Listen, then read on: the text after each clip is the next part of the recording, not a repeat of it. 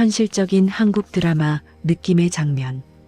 어두운 병실안 30대 초반의 한국 남자가 침대 옆에 서 있다. 남자는 낡고 누렇게 변색된 봉투 하나를 두 손으로 쥐고 봉투를 내려다보며 깊은 고민에 빠진 표정이다. 눈빛에는 분노와 슬픔, 결단이 동시에 담겨 있다.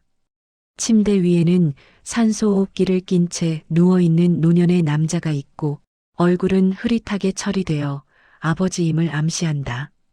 병실 조명은 차갑고 희미하며 전체 색감은 어둡고 묵직하다. 카메라는 아들의 상반신을 클로즈업, 봉투와 표정이 가장 선명하게 보이도록 구성. 과도한 연출 없이 현실적인 조명과 인물 비율, 영화 스틸컷 같은 분위기, 과장된 CG나 판타지 느낌 없음. 유튜브 썸네일용, 강한 감정, 전달 중심 이미지. 도윤은 휴대폰을 귀에 대지 않은 채 진동이 멎을 때까지 바라보다가 결국 전원을 꺼버렸습니다. 작은아버지는 그제야 손을 놓았고 마치 힘이 빠진 사람처럼 한 발 물러섰습니다. 복도에 다시 정막이 내려앉자 장례식장 특유의 소독약 냄새가 늦게야 코끝에 스며들었어요. 집에 가자. 작은아버지가 먼저 말했습니다. 설득이라기보다 회피에 가까운 목소리였죠. 오늘은 아무것도 하지 마라. 내 아버지도 그걸 원했을 거다. 도윤은 대답하지 않았습니다. 대신 봉투를 코트 안쪽 깊숙이 밀어 넣었어요. 열지 않았다는 사실보다 열지 말라는 사람이 너무 많다는 점이 더 불안했습니다. 아버지는 평생 아무 말 없이 살았는데 왜 죽고 나서야 이렇게 많은 사람들이 나서서 막으려 드는지 이해가 되지 않았거든요. 집으로 돌아오는 길, 차 안은 이상하리만큼 조용했습니다. 라디오는 켜지지 않았고 창밖으로는 겨울 초입의 가로수가 빠르게 지나갔습니다. 작은아버지는 운전에만 집중했고 도윤은 조수석에서 계속 봉투의 무게를 느끼고 있었습니다. 마치 그 안에서 무언가가 숨을 쉬는 것처럼요. 집에 도착하자 어머니는 먼저 신발을 벗고 들어갔습니다. 검은 코트를 벗어 의자에 걸어두는 손동작이 평소와 다르지 않아서 오히려 더 위태로워 보였어요. 도윤은 아무 말 없이 따라 들어가 거실 불을 켰습니다. 익숙한 집인데도 아버지가 빠진 공간은 텅 빈 창고처럼 느껴졌습니다. 어머니는 부엌에서 물을 끓였습니다. 찻잔을 꺼내는 소리가 유난히 또렷하게 들렸고 그 소리 사이사이에 침묵이 길게 끼어들었어요. 도윤은 그 침묵을 견디지 못하고 입을 열 뻔했지만 봉투가 떠올라 다시 입을 다물었습니다. 지금 말을 꺼내면 돌아올 수 없을 것 같았거든요. 작은아버지는 잠시 머뭇거리다 나는 이만 가볼게라는 말만 남기고 나갔습니다. 문이 닫히는 소리가 집안에 울렸고 그제야 정말 장례가 끝났다는 실감이 났어요. 어머니는 찻잔을 2개만 식탁에 올려두고 도윤 맞은편에 앉았습니다. 아까 누가 왔었니? 어머니가 조심스럽게 물었습니다. 눈을 들지 않은 채였지만 이미 알고 있다는 느낌이 강했습니다. 도윤은 잠깐 고민하다가 고개를 저었습니다. 별일 아니었어요. 그냥 인사하러. 어머니는 더 묻지 않았습니다. 대신 찻잔을 2 손으로 감싸쥐었어요. 그 손이 미세하게 떨리고 있다는 걸 도윤은 괜히 보지 않으려 했습니다. 아버지가 살아있을 때도 어머니는 늘 이렇게 많은 걸 묻지 않는 사람이었죠. 그게 평화라고 믿어왔다는 사실이 오늘따라 가슴에 걸렸습니다. 밤이 깊어 어머니가 먼저 방으로 들어간 뒤 도윤은 혼자 거실에 남았습니다. 시계 초침 소리가 벽을 타고 울렸고 아버지의 사진이 놓였던 자리만 유난히 허전했어요. 도윤은 결국 코트 안에서 봉투를 꺼냈습니다. 조명 아래 놓인 봉투는 낮에 느꼈던 것보다 더 두꺼워 보였습니다. 그는 천천히 봉투를 열었습니다. 안에는 여러 장의 종이가 가지런히 접혀 있었고 맨 위에는 낡은 서류 한 장이 얹혀 있었습니다. 제목도 없는 문서였지만 첫 줄에 적힌 문장을 읽는 순간 도윤의 숨이 멎었습니다. 본인은 아래의 이름으로 발생한 모든 책임을 본인의 이름으로 대체한다. 그 아래에는 여러 개의 이름이 적혀 있었고 마지막 서명란에는 분명히 아버지의 필체가 남아 있었습니다. 날짜는 도윤이 초등학생이던 시절이었어요. 그 긴 시간 동안 아버지는 이 종이 한 장을 품고 살았던 겁니다. 도윤은 종이를 내려놓고 손으로 얼굴을 감쌌습니다. 머리가 아니라 가슴이 먼저 아파왔어요. 그때 꺼두었던 휴대폰이 다시 진동했습니다. 전원을 켜지도 않았는데 알림 불빛만 깜빡이고 있었습니다. 도윤은 잠시 망설이다가 휴대폰을 집어들었습니다. 화면에는 새로운 메시지가 하나 떠 있었습니다. 이제 당신 차례입니다.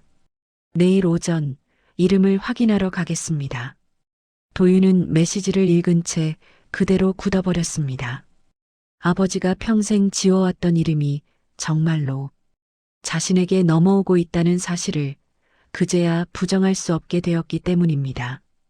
도윤은 휴대폰을 식탁 위에 내려놓은 채 한동안 움직이지 못했습니다. 이제 당신 차례입니다. 그 문장은 협박처럼 보이기도 했고 통보처럼 느껴지기도 했습니다. 무엇보다 무서웠던 건 이미 결정이 끝난 일처럼 단정적인 어투였다는 점이었어요. 그는 천천히 서류를 다시 모아 봉투에 넣었습니다. 종이를 접는 소리가 집안에 지나치게 크게 울렸습니다. 마치 아버지가 살아있을 때 일부러 내지 않던 소리를 이제야 대신 내고 있는 것 같았죠. 도윤은 봉투를 책상 서랍 맨 아래에 밀어넣고 한참 동안 그 앞에 서 있었습니다. 닫아버리면 괜찮아질 것 같았지만 손은 쉽게 떨어지지 않았습니다. 잠은 거의 오지 않았습니다. 눈을 감으면 아버지의 뒷모습만 떠올랐어요. 늘 조금 굽은 어깨 말없이 신발을 정리하던 손, 이름을 불려도 대답이 느렸던 이유가 이제야 설명되는 것 같았습니다. 도윤은 새벽녘에야 얕은 잠에 빠졌다가 알람도 없이 눈을 떴습니다. 아침 공기는 차가웠고 집은 여전히 조용했습니다. 어머니는 이미 일어나 계셨는지 부엌에서 물 끓는 소리가 났습니다. 도윤은 아무 말 없이 씻고 나와 외투를 챙겼습니다. 거울 속 얼굴은 하룻밤 사이에 눈에 띄게 수척해져 있었어요. 어디 가니? 어머니의 목소리가 등 뒤에서 들렸습니다. 도윤은 잠깐 멈췄다가 최대한 평소처럼 대답했습니다. 잠깐 볼 데가 있어요. 어머니는 더 묻지 않았습니다. 대신 도윤의 외투 소매를 가볍게 붙잡았습니다. 힘은 거의 없었지만 그 짧은 접촉이 이상하게 오래 남았습니다. 오늘은 너무 멀리 가지는 말고. 도윤은 고개를 끄덕였습니다. 약속이 아니라 회피에 가까운 반응이었죠. 문을 닫고 나오자 아파트 복도가 길게 느껴졌습니다. 엘리베이터 안에서 그는 문득 생각했습니다. 아버지도 이런 아침마다 아무 말 없이 나가서 남의 인생을 대신 살았을까 하고요. 첫 번째로 찾아간 곳은 봉투에 적혀 있던 주소 중 가장 오래된 곳이었습니다. 오래된 인쇄소 건물이었고 간판 글자는 절반쯤 벗겨져 있었습니다. 문을 열자 기계 돌아가는 둔탁한 소리와 잉크 냄새가 한꺼번에 밀려왔습니다. 카운터 안쪽에서 백발의 노인이 고개를 들었습니다. 도윤을 보자 잠시 멈칫하더니 곧바로 입을 열었습니다. 선생님, 아니, 그분 아드님이시죠? 도윤은 그 호칭에 미묘한 어색함을 느꼈습니다. 아버지를 아십니까? 노인은 고개를 천천히 끄덕였습니다. 어찌 모르겠습니까? 여기 문 닫을 뻔한 걸 그분 이름 하나로 넘겼는데요. 도윤은 가만히 서서 말을 기다렸습니다. 노인은 서랍에서 낡은 장부를 꺼냈습니다.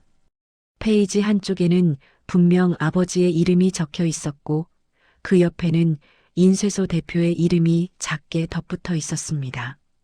주인은 그 차이를 손가락으로 짚었습니다. 원래 책임질 사람은 따로 있었죠. 그런데 그분이 대신 이름을 적어주셨습니다. 아무 조건도 없이요. 도윤은 그 말을 듣는 동안 이상하게 화가 나지 않았습니다. 대신 가슴 어딘가가 서서히 가라앉는 느낌이 들었어요. 아버지는 여기서도 설명하지 않았고 흔적만 남긴 채 사라졌다는 사실이 너무 익숙했기 때문입니다. 그럼 아버지는 왜 그랬습니까? 도윤이 어렵게 물었습니다. 노인은 한참을 생각하다가 고개를 저었습니다. 이유를 묻지 말라고 하셨습니다. 대신 언젠가 누군가가 찾아오면 이 장부를 보여주라고만. 노인은 장부를 도윤 쪽으로 밀어놓았습니다. 도윤은 그 페이지를 오래 바라봤습니다. 종이는 닳아 있었고 아버지의 이름은 여러 번 덧칠된 흔적이 남아 있었습니다. 그 이름은 여기서도 누군가를 대신 서 있는 자리였습니다. 인쇄소를 나서며 도윤은 확신했습니다. 이건 한 사람의 선행이 아니었고 우연도 아니었습니다. 아버지는 의도적으로 그리고 반복적으로 자기 이름을 지어왔습니다. 그리고 메시지 속 확인하러 가겠다는 말이 단순한 위협이 아니라는 것도요.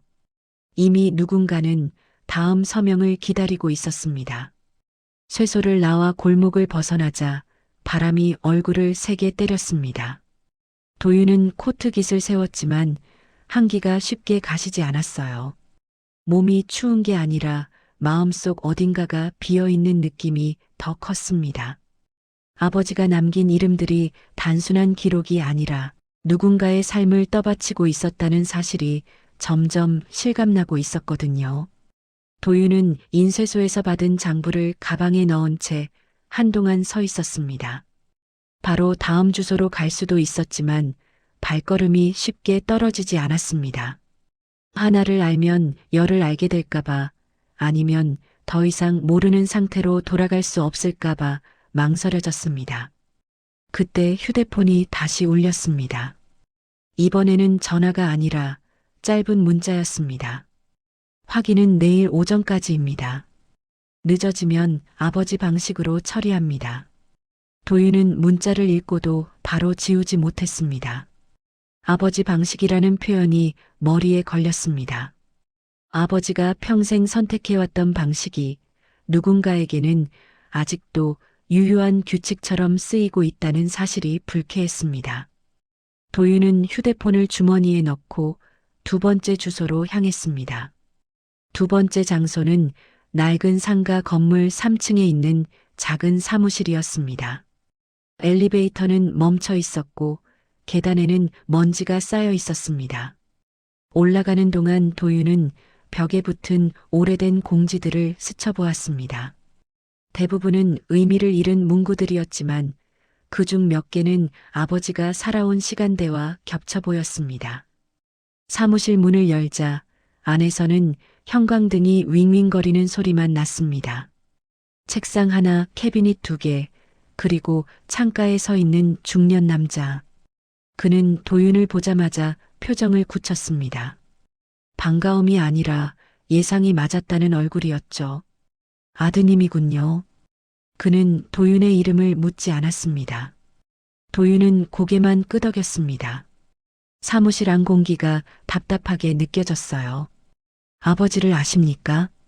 남자는 잠시 창밖을 보다가 천천히 입을 열었습니다. 알고 말고요. 덕분에 지금까지 여기 앉아 있습니다. 그 말투에는 감사와 함께 분명한 거리감이 섞여 있었습니다. 도윤은 그 미묘한 온도 차이가 불편했습니다. 아버지가 여기서 뭘 하셨습니까? 남자는 서랍을 열어 파일 하나를 꺼냈습니다. 그 안에는 오래된 조사 보고서와 진술서가 들어 있었습니다. 서명란에는 또다시 익숙한 이름이 보였습니다. 아버지의 이름이요. 도윤은 이제 그 이름을 보는 것만으로도 숨이 막히는 기분이 들었습니다. 원래는 제가 책임질 일이었습니다. 남자는 담담하게 말했습니다. 하지만 그분이 나섰죠. 자기가 대신 쓰겠다고. 왜요? 도윤의 질문은 짧았지만 그 안에는 참아온 감정이 묻어 있었습니다. 남자는 어깨를 으쓱했습니다. 이유는 몰랐습니다. 묻지도 않았고요. 다만 그분이 말했죠. 누군가는 계속 일해야 하고 누군가는 버텨야 한다고. 그 말은 인쇄소 주인이 했던 말과 묘하게 닮아 있었습니다. 아버지는 같은 말을 다른 사람들에게 반복해온 것 같았습니다. 도윤은 파일을 덮으며 천천히 숨을 내쉬었습니다. 그럼 그 대가는요? 남자는 잠깐 시선을 피했습니다. 그분이 전부 가져갔습니다. 비난도, 기록도, 책임도. 사무실을 나설 때쯤 도윤은 확신에 가까운 감정을 느꼈습니다. 아버지는 착해서 그랬던 게 아니었습니다. 상황을 너무 잘 알았고 그 안에서 가장 덜 망가질 선택을 골랐을 뿐이었습니다. 그리고 그 선택은 가족에게까지는 설명되지 않았습니다.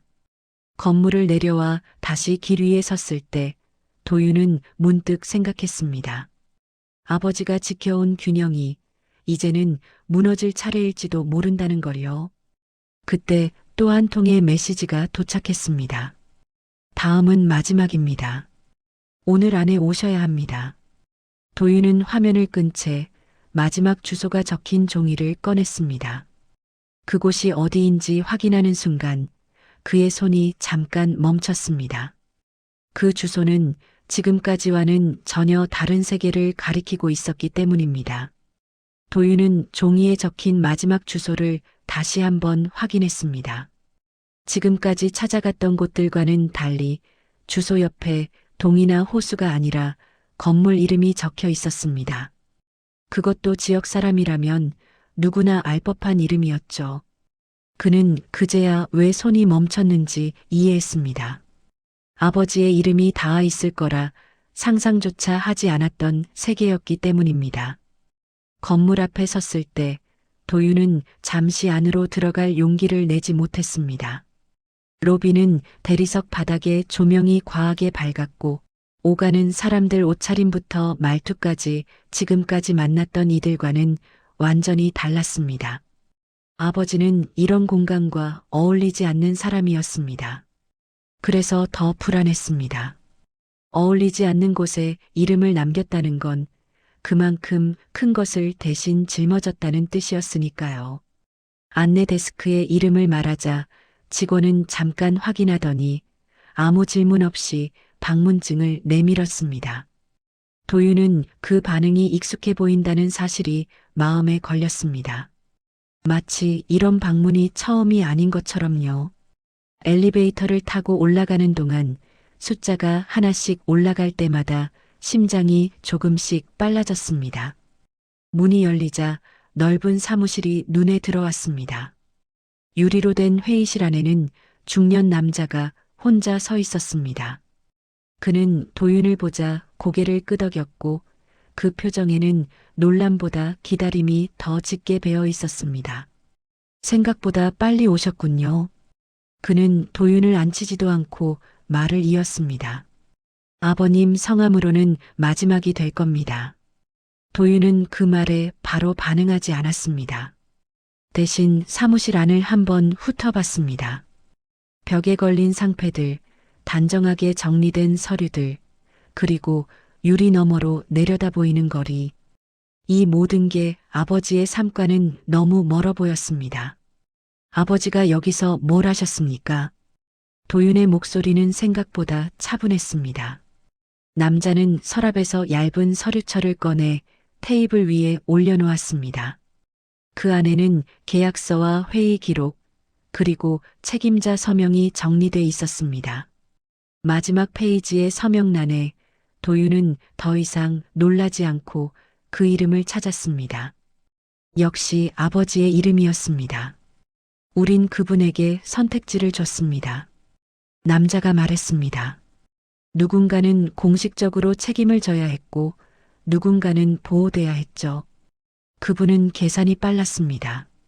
계산이요? 도윤이 낮게 되물었습니다. 네. 누가 무너지면 회복이 불가능하고 누가 무너져야 전체가 유지되는지. 남자는 감정 없이 말을 이었습니다.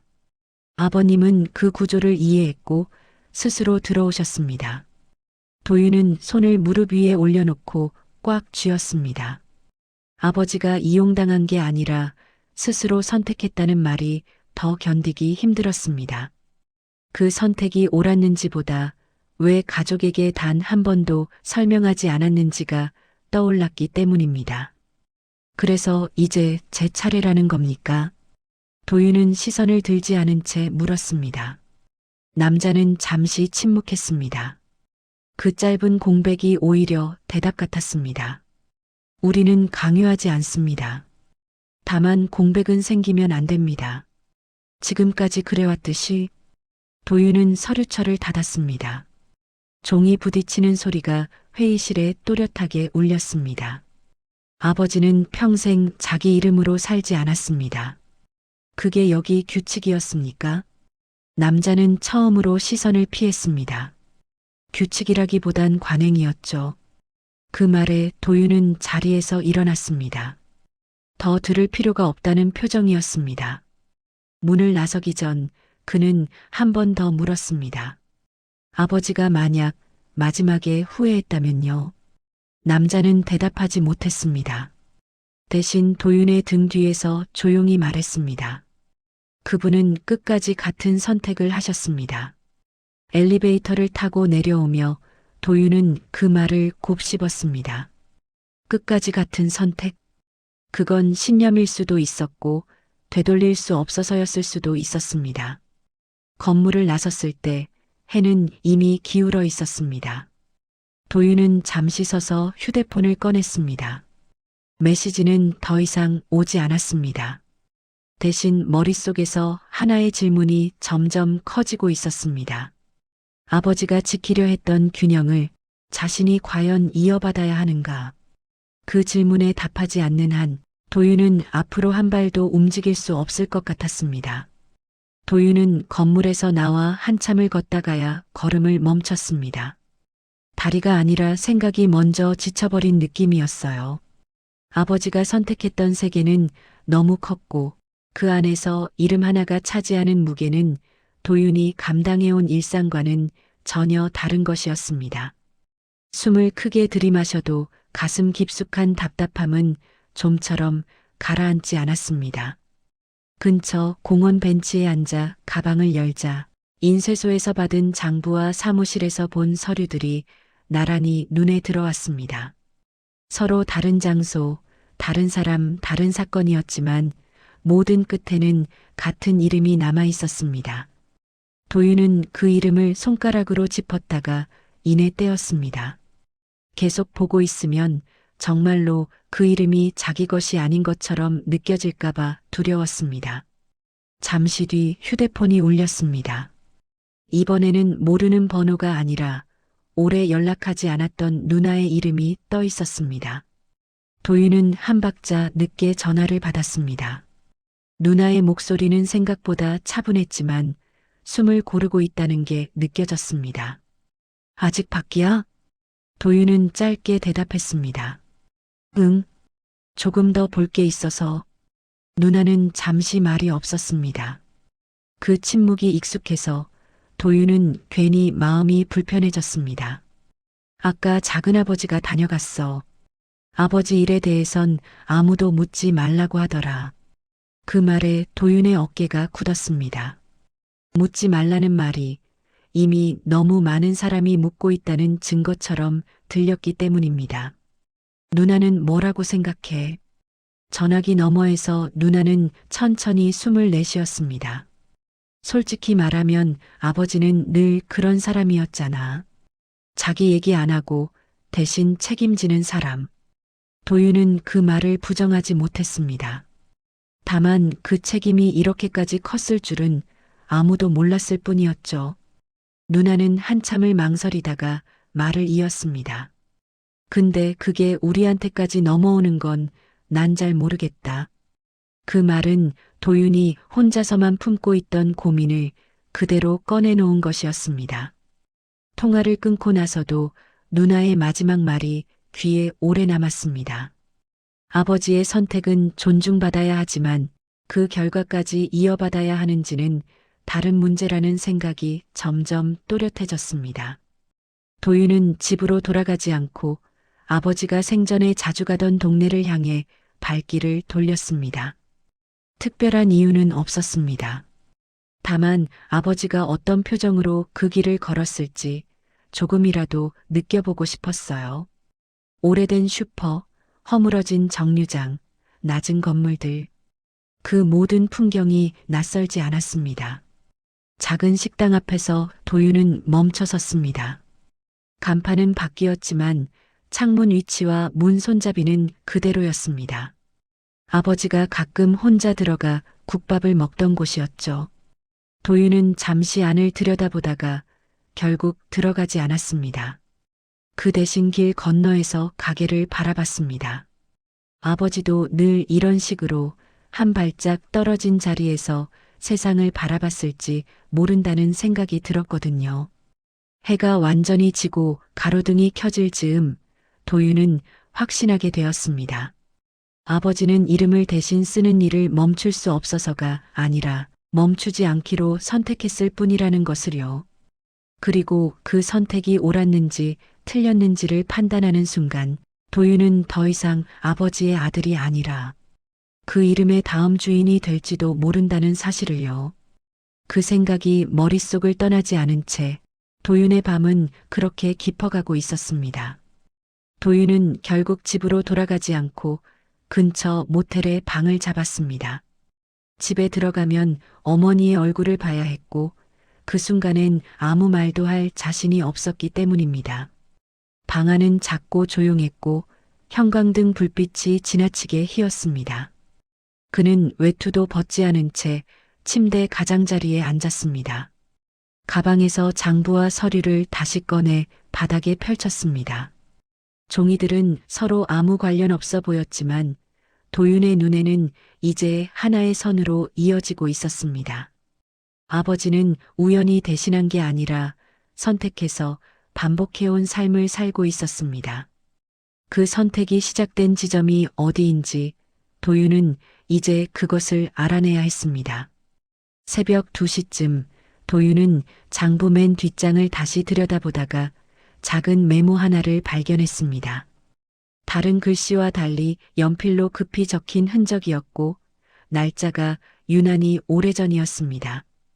그 아래에는 장소 하나와 사람 이름 하나가 적혀 있었습니다. 지금까지 본 적 없는 이름이었습니다. 도윤은 그 이름을 몇 번이나 소리내어 읽어봤습니다. 이상하게도 입에 잘 붙지 않았습니다. 아버지가 대신 써주던 이름들과 달리 이 이름은 마치 아버지에게서 시작된 모든 선택의 출발점처럼 느껴졌습니다. 그는 그 메모를 접어 주머니에 넣었습니다. 내일 아침 가장 먼저 가야 할 곳이 정해진 순간이었습니다. 잠자리에 누웠지만 쉽게 잠들지 못했습니다. 천장을 보며 도윤은 아버지의 얼굴을 떠올렸습니다. 화도 억울함도 아닌 표정, 늘 어딘가 미안해 보이던 얼굴이었습니다. 그 미안함이 가족을 향한 것인지 아니면 아직 만나지 못한 누군가를 향한 것이었는지 이제야 의문이 들었습니다. 아침이 밝자 도윤은 거의 잠을 못 잔 얼굴로 방을 나섰습니다. 모텔 프런트에서 체크아웃을 하며 시계를 보니 아직 이른 시간이었습니다. 메모에 적힌 장소는 외곽에 있는 오래된 병원이었고 대중교통으로는 한참을 가야 했습니다. 도윤은 잠시 망설이다가 택시를 잡았습니다.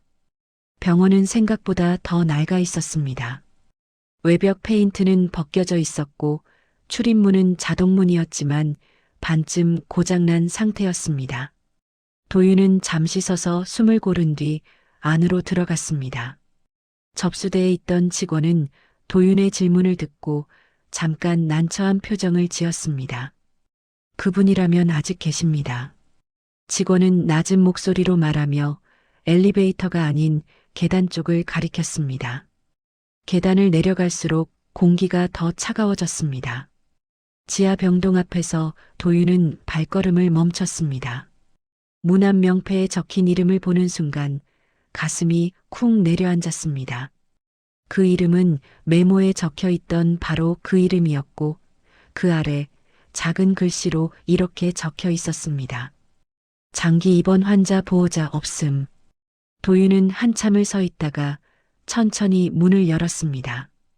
이 안에 있는 사람이 아버지가 평생 자기 이름을 내주게 만든 처음이자 마지막 이유일지도 모른다는 생각이 들었기 때문입니다.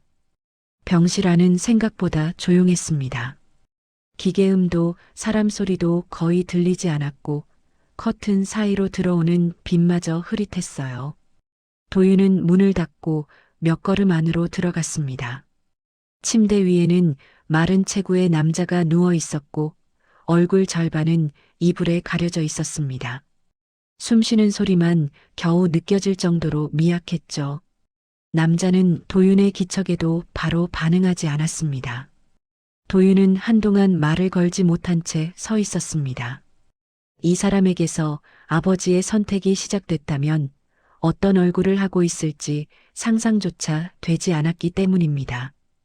병실 한쪽 벽에는 오래된 일정표가 붙어 있었고 그 아래에는 낡은 사진 한 장이 테이프로 고정돼 있었습니다.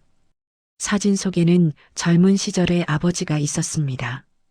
지금보다 훨씬 말끔한 얼굴이었고 옆에는 낯선 남자가 함께 서 있었습니다. 도윤은 그 얼굴을 바로 알아봤습니다. 침대 위에 누워있는 남자였습니다. 사진을 보는 순간 이곳이 단순한 마지막 주소가 아니라는 확신이 들었습니다. 그때 남자의 눈꺼풀이 천천히 움직였습니다. 도윤은 반사적으로 숨을 멈췄습니다. 남자는 시선을 천천히 굴려 도윤을 바라봤고 몇 초 뒤 힘겹게 입을 열었습니다. 그 사람 아들인가? 목소리는 갈라져 있었지만 질문은 정확했습니다. 도윤은 고개를 끄덕였습니다. 네, 도윤입니다. 남자는 짧게 웃으려다 기침을 했습니다. 그 웃음은 미안함과 체념이 섞인 표정이었습니다. 올 줄 알았네. 그이는 늘 언젠간 내가 오게 될 거라 했거든. 도윤은 침대 옆 의자에 앉았습니다. 심장이 너무 빨리 뛰어서 말을 고르는데 시간이 걸렸습니다. 아버지를 어떻게 아십니까? 남자는 잠시 눈을 감았다가 다시 떴습니다. 알았다는 말로는 부족하지. 그는 천천히 숨을 고르며 말을 이었습니다. 내가 해야 할 선택을 그이가 대신해줬어. 이름도 인생도. 도윤의 손이 무릎 위에서 꽉 쥐어졌습니다. 이제 와서 듣고 싶지 않았던 말이었지만 피할 수 없는 진실이기도 했습니다. 왜요? 왜 아버지가 대신해야 했습니까? 남자는 한참 동안 대답하지 않았습니다.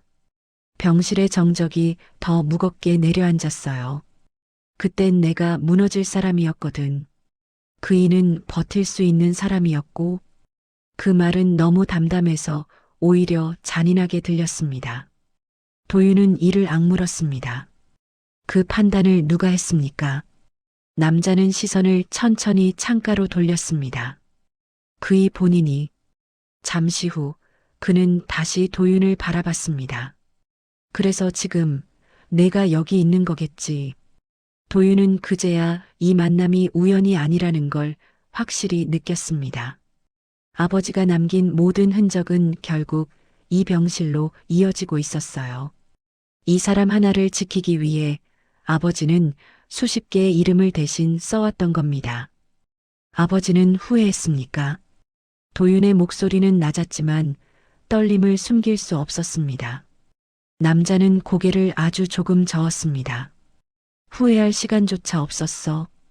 다만 늘 미안해했지. 특히 너한테. 그 말에 도윤의 가슴이 철렁 내려앉았습니다. 아버지는 이 남자에게까지 자신에 대해 이야기하고 있었던 겁니다. 도윤은 고개를 숙였습니다. 그럼 이제는요? 아버지는 없고 남은 건 저뿐입니다. 남자는 그제야 도윤의 말을 이해한 듯 길게 숨을 내쉬었습니다. 그래서 말해주려고 기다렸네. 그는 힘겹게 손을 들어 침대 옆 서랍을 가리켰습니다. 거기 그이가 마지막으로 남긴 게 있어. 도윤은 자리에서 일어나 서랍을 열었습니다.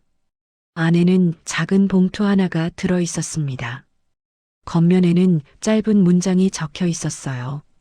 이제는 내 이름으로 끝내라. 도윤은 봉투를 쥔 채 한동안 움직이지 못했습니다. 아버지는 끝까지 선택을 남겨두지 않았던 게 아니라 마지막 선택만큼은 아들에게 넘기고 있었던 것이었습니다. 그 순간 병실 문 밖에서 발소리가 들렸습니다. 그리고 익숙한 목소리가 낮게 흘러들어왔습니다. 도착하셨군요. 이제 결정하셔야 합니다. 문이 완전히 열리기도 전에 병실 안 공기가 먼저 굳었습니다.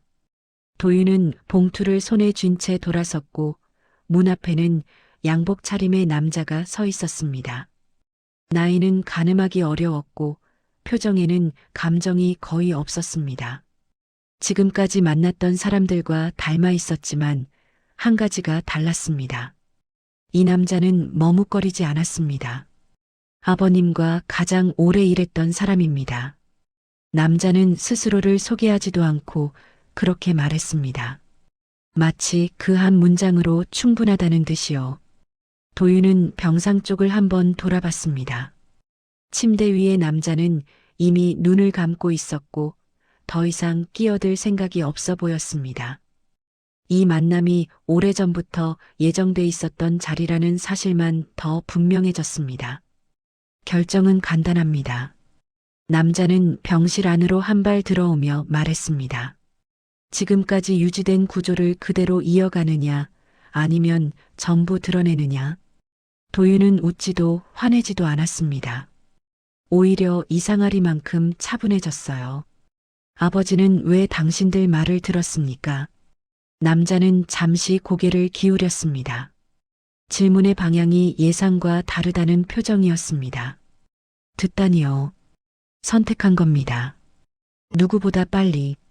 그 말에 도윤의 손에 힘이 들어갔습니다. 봉투가 구겨졌지만 신경 쓸 여유는 없었습니다. 그 선택이 가족까지 침묵하게 만들었는데도요. 남자는 잠깐 침묵했습니다. 그 짧은 틈이 처음으로 인간적인 반응처럼 보였습니다. 그래서 지금은 아드님이 계신 겁니다. 도윤은 천천히 숨을 들이마셨습니다. 아버지가 평생 지어온 이름이 이 병실에서 다시 살아 움직이고 있다는 느낌이 들었습니다. 그리고 그 이름을 어떻게 할지 세상은 이미 답을 정해두고 도윤을 부르고 있었습니다. 아버지는 마지막에 이렇게 말했습니다.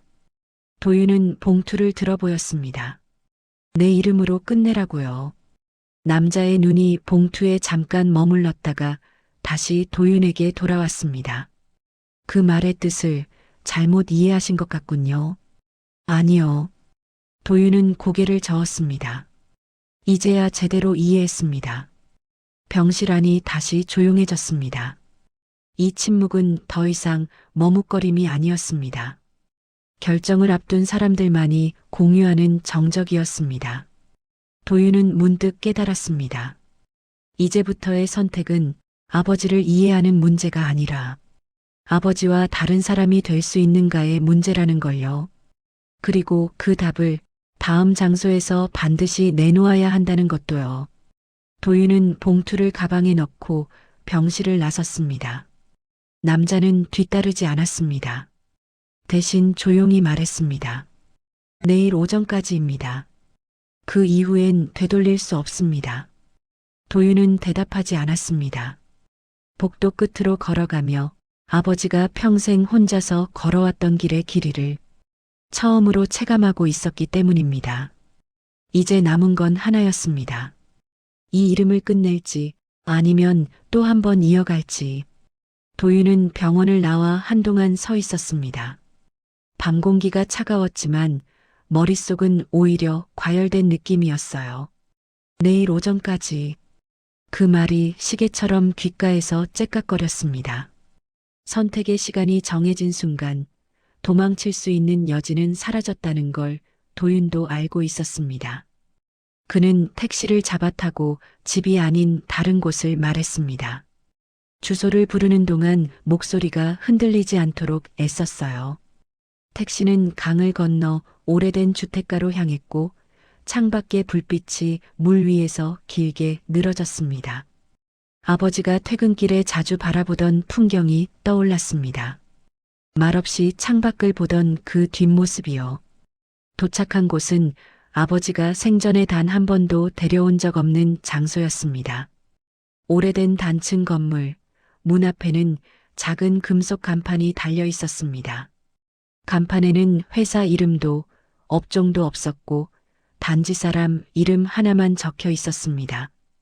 도윤은 그 이름을 보고 한숨을 내쉬었습니다. 장부와 서류 곳곳에서 봤던, 그러나 직접 마주한 적은 없던 이름이었습니다. 문을 열자 안에서는 형광등이 낮게 울리고 있었습니다. 책상 몇 개와 캐비닛, 그리고 벽면 가득 붙은 종이들. 도윤은 한눈에 알아봤습니다. 이곳이 바로 아버지가 대신 서명한 일들을 정리하던 장소라는 거요. 누군가를 숨기기 위한 공간이 아니라 책임을 쌓아두는 공간이었습니다. 벽 한쪽에는 날짜별로 정리된 메모들이 붙어 있었고 가장 오래된 메모에는 아버지의 글씨가 또렷이 남아 있었습니다. 도윤은 그 앞에 서서 한참을 움직이지 못했습니다. 날짜는 아버지가 막 결혼하고 자신이 태어나기 전이었습니다. 그때부터 이미 아버지는 자기 이름을 덜어내고 있었던 겁니다. 책상 위에는 녹음기 하나가 놓여 있었습니다. 전원이 꺼진 상태였지만 테이프는 안에 들어 있었습니다. 도윤은 잠시 망설이다가 재생 버튼을 눌렀습니다. 지직거리는 소리 뒤로 익숙한 목소리가 흘러나왔습니다. 아버지의 목소리였습니다. 낮고 빠르지 않고 늘 하던 그 말투 그대로요. 이걸 듣고 있다면 아마 너겠지. 짧은 침묵 뒤 아버지는 말을 이었습니다. 미안하다는 말은 하지 않겠다. 그 말로는 설명이 안 되니까. 도윤의 손이 미세하게 떨렸습니다. 그는 녹음기를 끄지 못한 채 서 있었습니다. 나는 선택했다. 도망치지 않는 쪽을. 누군가는 기록에서 사라져야 했고 누군가는 남아야 했어. 그때마다 나는 내가 더 버틸 수 있다고 생각했다. 아버지의 숨소리가 잠깐 크게 들렸습니다. 하지만 한 가지는 계산하지 못했다. 그 선택이 너한테까지 올 거라는 건. 도윤은 이를 꽉 물었습니다. 녹음 속 아버지는 잠시 말을 멈췄다가 아주 조용히 덧붙였습니다. 그래서 마지막엔 내가 선택하게 두기로 했다. 이어도 된다. 끝내도 된다. 어느 쪽이든 내 삶으로 결정해라. 녹음은 거기서 끝이었습니다. 테이프가 멈추며 방 안은 다시 적막해졌습니다. 도윤은 천천히 의자에 앉았습니다. 머릿속이 텅 빈 것처럼 느껴졌지만 동시에 너무 많은 것들이 한꺼번에 밀려오고 있었습니다. 그는 벽에 붙은 메모들을 하나씩 떼어내 가방에 넣기 시작했습니다. 이 기록들이 세상에 나가면 많은 사람이 무너질 겁니다. 하지만 그렇지 않으면 아버지의 이름은 또다시 조용히 지워질 겁니다. 도윤은 그 무게를 손으로 직접 느끼고 있었습니다. 밖에서 새벽을 알리는 소리가 들리기 시작했습니다. 밤과 아침의 경계, 아직 아무도 확정되지 않은 시간. 도윤은 가방을 메고 문 앞에 섰습니다. 이제 남은 곳은 하나뿐이었습니다. 결정을 통보해야 할 자리. 그곳에서 도윤은 아버지의 선택을 반복할지 아니면 그 고리를 끊을지를 직접 말해야 했습니다. 도윤은 해가 완전히 떠오르기 전 약속된 장소에 도착했습니다. 건물은 어제 보았던 곳과 달리 외관이 훨씬 단정했고 출입구 앞에는 이미 몇 대의 차가 서 있었습니다.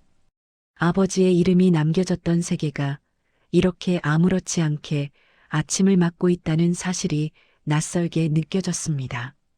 안으로 들어서자 회의실 하나로 안내받았습니다.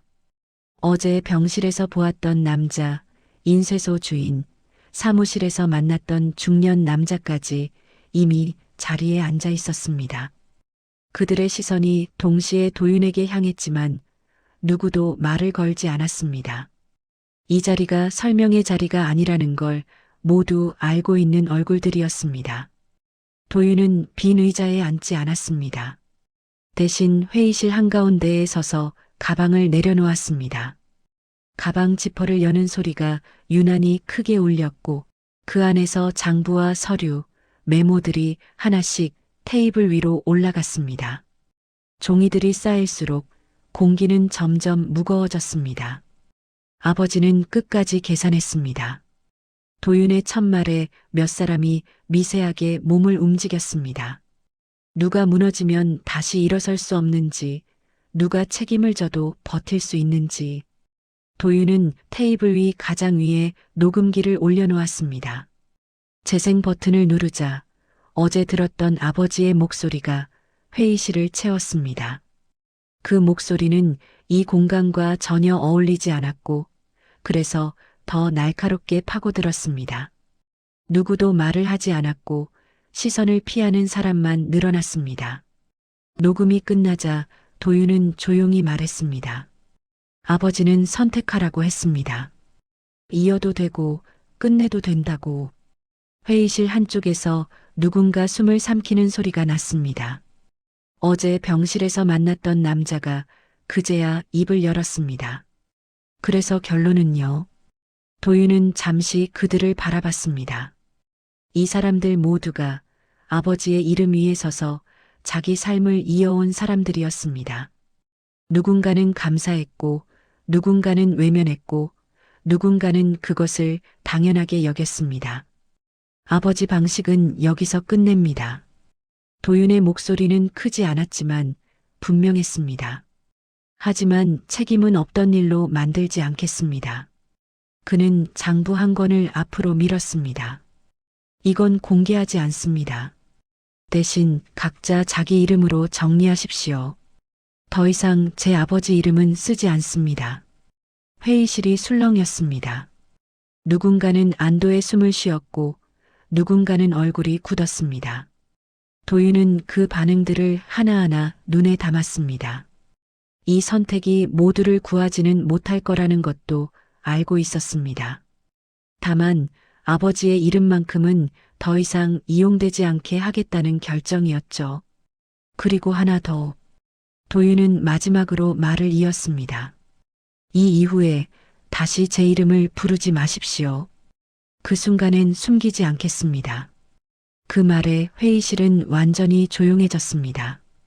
이제 그들은 이해하고 있었습니다. 아버지의 침묵이 끝났다는 것을요. 회의실을 나서며 도윤은 휴대폰을 꺼냈습니다. 어머니에게서 온 부재중 전화가 여러 통 찍혀 있었습니다.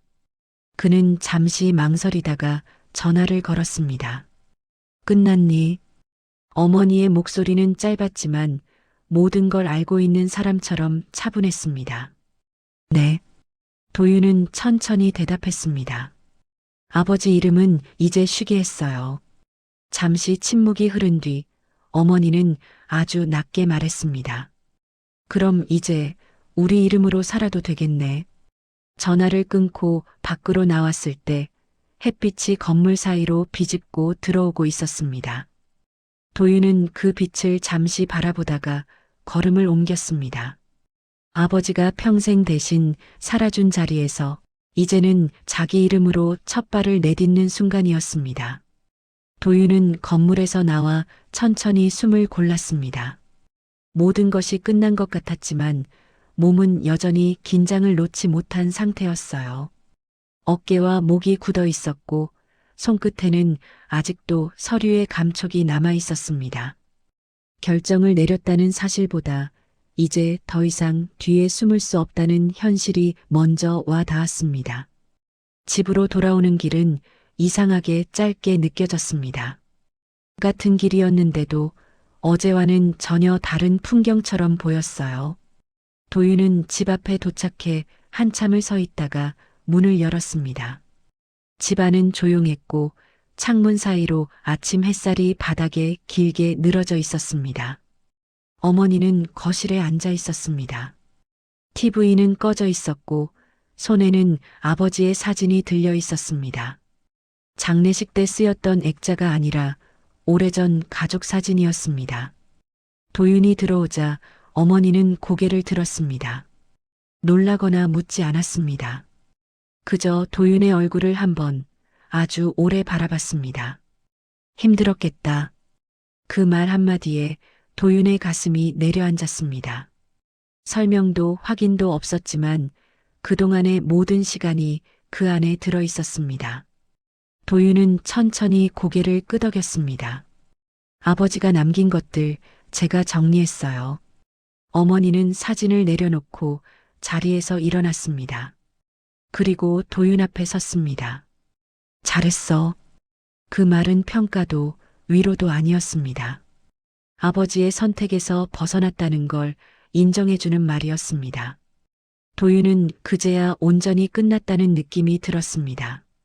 누군가의 이름을 대신 짊어지는 일도 침묵으로 버텨야 했던 시간도요. 그는 창가로 가서 커튼을 조금 더 열었습니다. 햇빛이 집 안 깊숙이 들어왔고 먼지가 천천히 떠다녔습니다. 아버지는 도윤이 조심스럽게 말을 꺼냈습니다. 어머니는 고개를 저었습니다. 이제 그 사람 이야기 말고 내 이야기 하자. 그 말에 도윤은 웃지도 울지도 못한 채 서 있었습니다. 하지만 마음 한편이 아주 조용해졌습니다. 아버지는 평생 자기 이름으로 살지 않았지만 아들이 자기 이름으로 살 수 있는 자리는 끝내 남겨두었으니까요. 도윤은 신발을 벗고 집 안으로 들어왔습니다. 이 집, 이 이름, 이 삶에서 누군가를 대신하지 않아도 되는 첫날이었습니다. 그리고 그날 이후 아버지의 이름은 더 이상 불리지 않았지만 도윤의 이름은 처음으로 온전히 그의 것이 되었습니다.